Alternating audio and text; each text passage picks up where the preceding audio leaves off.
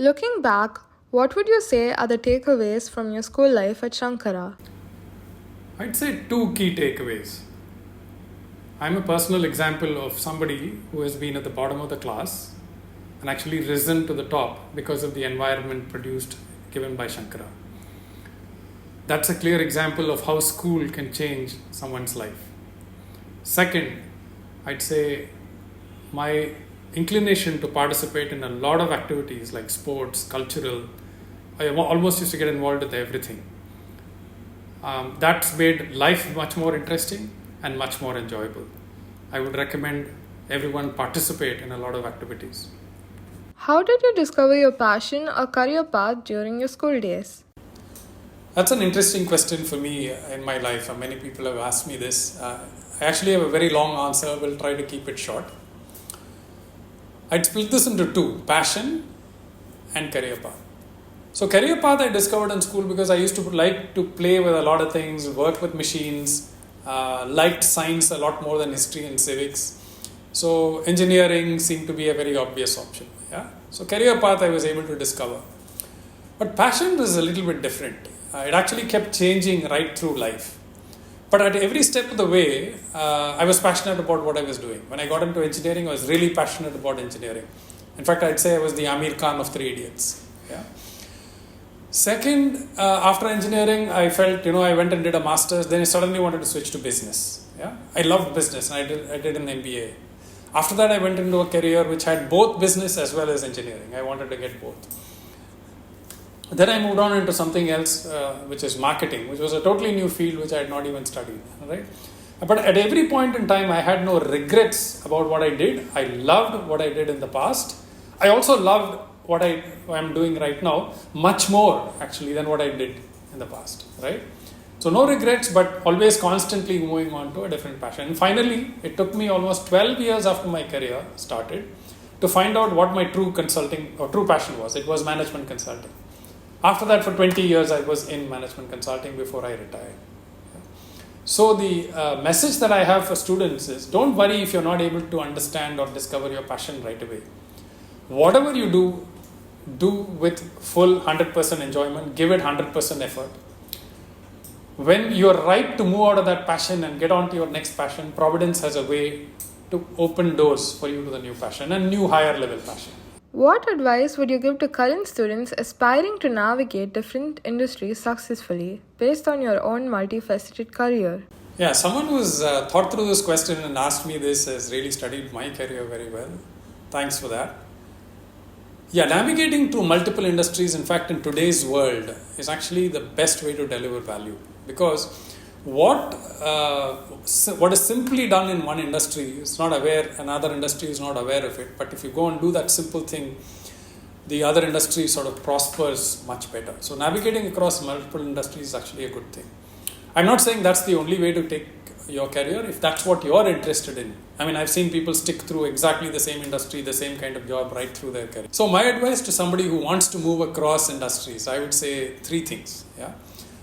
First is develop a skill which is used across industries. For me, for example, one of the skills was problem analysis. Right, I used to be able to analyze a problem well and give a solution. Yeah, so that was one. Second, when you get into that industry, give yourself a short time period, maybe 1 month, maybe 3 months, maybe even a year, a max of a year, right?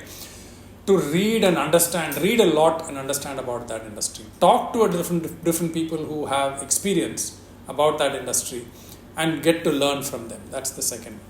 And the third and the most important one is to develop people skills. Yeah. Once you get the people skills right, you can keep across moving different environments and there'll be people out there to help you to make sure you're successful. So if you do want to make that switch, I would recommend these three. There are probably many more, but these are the three that I have used well. Could you tell us about any challenges you faced transitioning between industries?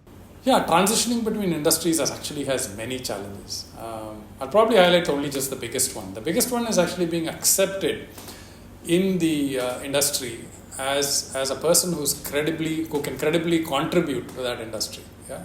Acceptance among your peers, acceptance with your boss, acceptance with subordinates. That's the hardest part. Right?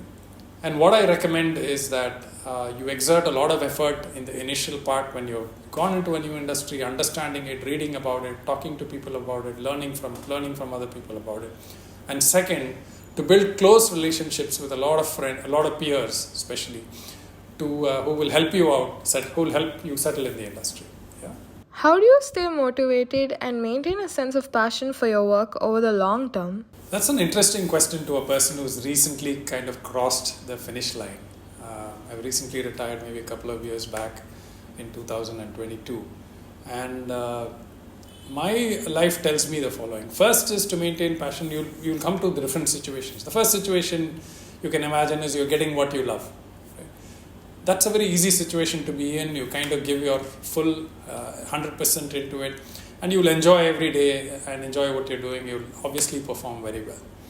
Second situation is you may not get what you actually do want, but you have to learn to love what you already have. Yeah. And once you do that, how do you do this? You look at what you have and break it down into pieces. You break it down into pieces and love the portions that you actually love. Really do well in the portions that you actually love. Once you do that, the other things will disappear. Yeah. But better than both of these is to actually not desire for anything or not love anything. Whatever comes to you, just focus on excellence. Yeah? Focus on excellence, because excellence will always give you happiness, and results will automatically come, and you'll not get worried about results because you will just love everything. Yeah? Best is really not to have a desire for what you love. Right? How has your organizational skills evolved from your time as a student to the present? Getting involved in organizing things has to start very early. Start in school is my recommendation. I used to get involved in both cultural as well as sports, trying to get organizing things. Organizing, even if you don't like it, get involved in organizing something, because it builds a very, very important skill required almost through your life, which is people skills. Once you start developing it in school, as you go through situations in college and career, later on when you become a larger leader handling tougher and tougher situations, these organizing skills help you become a much better leader. How do you balance and prioritize tasks differently now compared to when you were a student, and how has this impacted your overall efficiency? Yeah, I'd split that into two: balance and prioritize. And the second part is what happens when you're a student and what happens when it's later. Yeah, you start a little bit rudimentary when you're in students with techniques, but you get better over life, right? But you simply, almost whatever you adopt at an early age, you get better and better at it. So balance is determined by life goals. Yeah, health is one goal, academics or career is another goal, relationships is a third goal, entertainment could be another area. So you, depending on what you want to do and in life, you balance across all these areas. So balance is determined based on life goals. Prioritization is based on tasks, both on urgency and importance. So I can articulate this very well right now, but if you had asked me as a student, I would not have been able to articulate it. But somehow in the back of my mind, maybe that was running. Right? So I'd say that's probably how I balanced and prioritized. But here I have an important message to students. I have been working with all of you in Sankara School from 2011. One of my pet peeves with all youngsters who worked with me is that you guys don't keep to-do lists. I want to stress that to-do lists are an excellent way to prioritize your tasks and go towards your life goals and whatever goals that you set.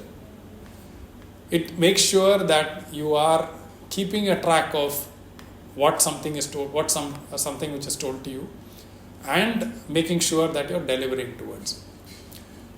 Anyone who starts adopting a to-do list today will be probably one of the few who is adopting it and will have an advantage over your own peers and your own competition as you go on in your career. So pick up something simple like a to-do list, and that's going to take you a long way. That's another message that I wanted to give here. Is there any mindset you follow to accomplish everything you have done so far, starting your journey at IIT Kanpur to obtaining a degree in biotechnology in Johns Hopkins University and pursuing an MBA at the University of Iowa? That's a long question. I have a really short answer. I would say two things. excellence in whatever I do towards a set of established goals, one. And second, detachment from the results. Although it came much later in life, I think right through my school days, college days, even my initial part of my career, excellence is what I was focused on. Of course, I was focused on the results too. But detachment came much later. I would say these two things, excellence and detachment.